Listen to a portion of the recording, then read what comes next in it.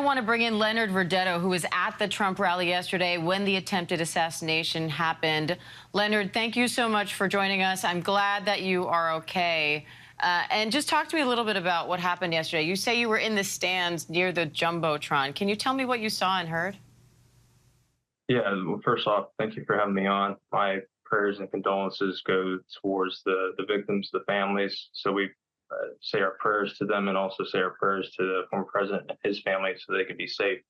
But being in the stands, what it was like is, it sounded like popping noises that were going off. And what happened was it just happened so fast. People were saying, get, duck, duck. I was saying, duck, get down. Even other people were. So we're protecting each other. We're praying with each other. And then I look up and I basically see, someone down. There was blood on a couple of people. I look up to my left side. I see the former president. He's down with the Secret Service. So it was a lot of things that were happening at once. So it was a lot to gather. So it was something that you weren't expecting because the people were there to stand for what they, stand for, and, there was a lot of good commotion, but that's something that we weren't expecting. So.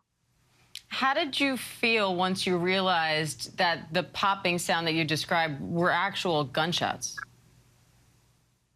Be honest with you, it sounded like firecrackers, really, but then would realizing like, oh man, shots were happening. That's when we actually duck. So we came to full solution, like, oh, this is shooting that's happening. So it was, like I said, it was so unexpected. Leonard, have you now gone back and watched video of what happened, and what's your reaction when you see it from that angle? My reaction is that, again, the people that got shot, I want them to be okay.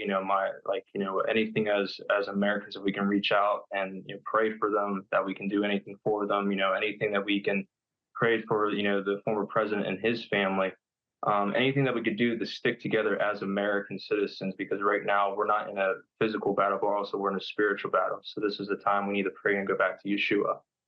So seeing those videos, to answer your question, it gives you a full perspective of what was happening, because only by what I've seen or what people were experiencing when we were on the ground for cover, it's a different experience. Well, it's an experience I'm sorry you had to endure. Leonard, glad you're safe. Thank you for coming on and sharing your story with us. And like you, we're also offering prayers and condolences to those victims and their families. Thank you. Absolutely. Thank you. God bless you. Same to you.